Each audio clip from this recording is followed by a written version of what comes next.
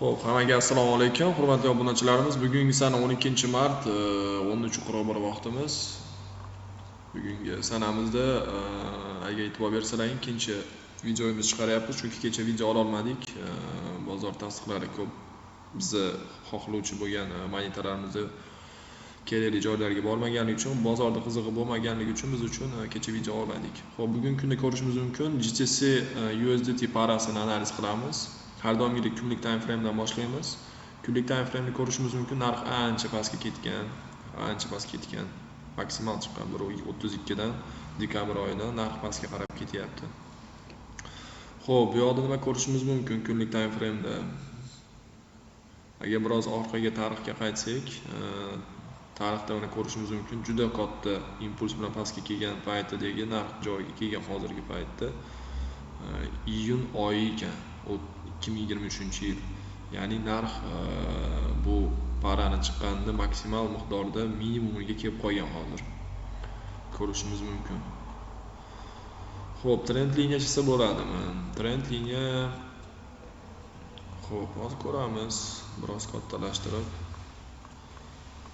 Trend liniya chizsa bo'ladimi? Ha, chizsa bo'lar ekan. Ikkita kasaniya ko'rdim. Xo'p, ko'rishimiz mumkin. Bitta bu yoqqa qo'ysak, ikkinchisini bundoq qo'yamiz.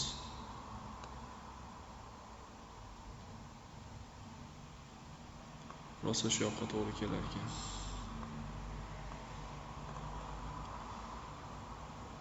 Agar biroz ko'tarsak, buy balance selda tasdiqlangan joygacha borar ekan.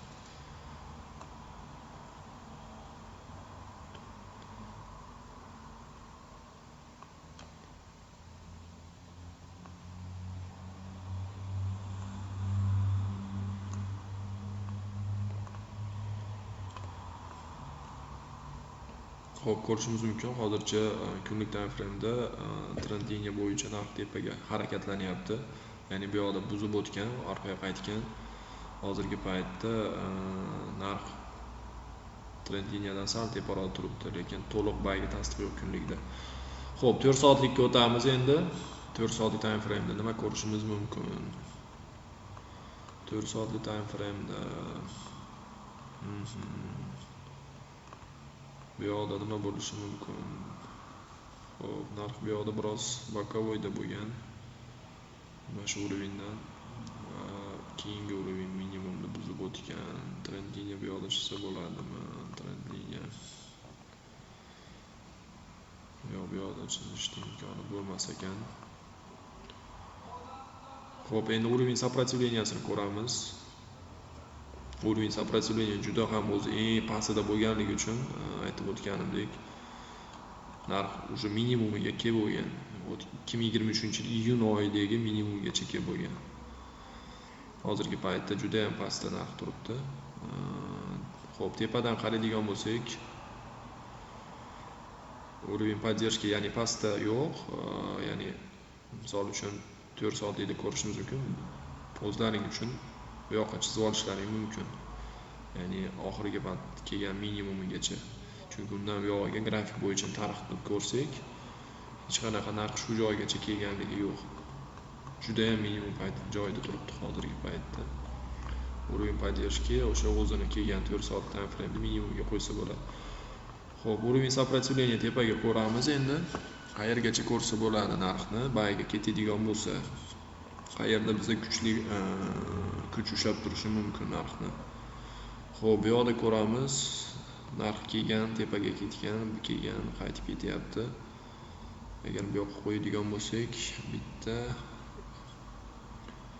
ikkita, xo'p, agar bu yoqqa qo'ysak,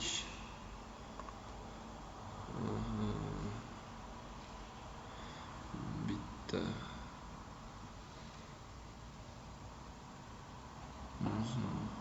4 soatlikda bitta ekan, ya'ni hozir ko'rsataman, chizib o'tishimiz mumkin. Xo'p, biroz ko'taramiz.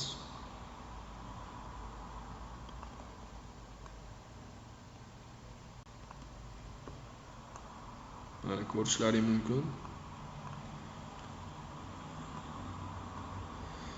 Bu yoqda trend liniya ham chizsa bo'lar ekan, lekin unda faqat bitta kasaniya bo'ladi, u trend liniyaga kirmaydi. Yoki urovень qilib ko'rsa bo'ladi, mana biroz narx pastga qarab ketyapti. Xo'p, agar bayga ketadigan bo'lsa, birinchi urovень сопротивленияmiz shu chiziq bo'yicha bo'ladi. Nimaga? Chunki har doim aytib o'taman, mana sellga ketgan birinchi shamchasi to'liq yopilgan, ya'ni o'zidan nur qoldirmasdan pastga uverini ketgan. Shu joyigacha urovень сопротивления ko'rsak bo'ladi va undan oldingi nimalarni ko'rsangiz, narx imенно shu yerdan bayda, ya'ni telasi to'liq yopilib ketganligini ko'rsangiz bo'ladi. Keyin narx chiqib ketgan, keyin urilib, yana qaytib ketgan, oxiri mana shu yerdan buzib o'tgan. Xo'p, endi 1 soatlik time frame ga o'tamiz. 1 soatlikda nima ko'rishimiz mumkin? 1 soatlikda 1 soatlikda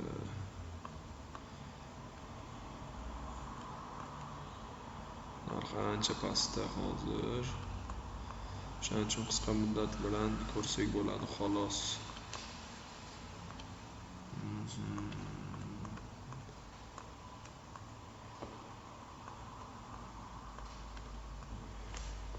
Xo'p, qayerdan ko'rsak bo'ladi? Narx shu yerda kelgan, qaytgan, oxir qaytib ketgan. Yana juda hozir shu urovеньga kelyapti. Buzib o'tadigan joyiga. Nimaga? Menda shu yerda. Aslida bu yoqda emas, mana bu yerda bo'lishi kerak. Narxda urovень сопротивленияsi. Xo'p, shu yerda chizib qoldiraman. Aytib o'taman, bu narx bu moneta GTC USDT bo'yicha juda ham pastda, minimumida turibdi. Ko'rib o'tamiz.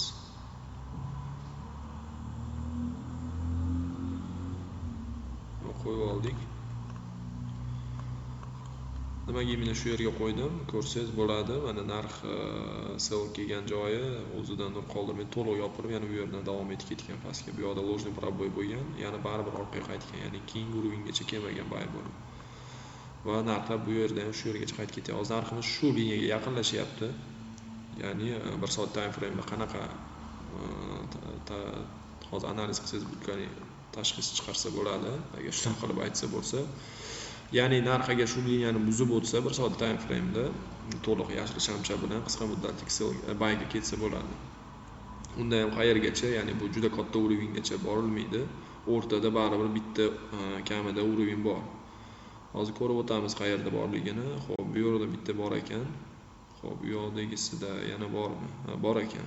Ya'ni shu joyga to'g'ri kelayotgan nimasi hozir ko'ramiz. Narx nechida turibdi bu yoqda? 0.35. Va bu yoqda ko'ramiz. 0.35 ga qaysi joyidan to'g'ri keladi? Mana. Qakrasi yashil shamcha to'liq yopilgan.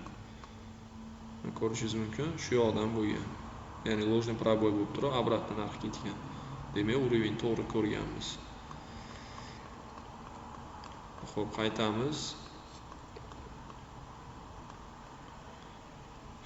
Demak, 1 soatlikda birinchi urovеньda shu yerga qo'ysak bo'ladi. Xo'p.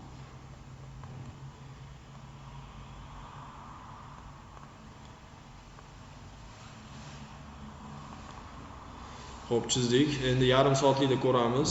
Yarim soat time frame da qanaqa ko'rishimiz mumkin kartinkani.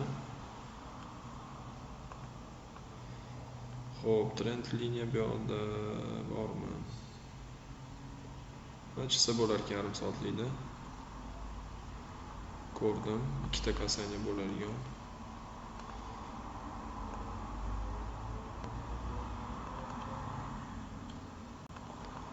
Bu faqat yarim soatlik time frame ga to'g'ri keladigan trend liniyamiz, aytib o'taman.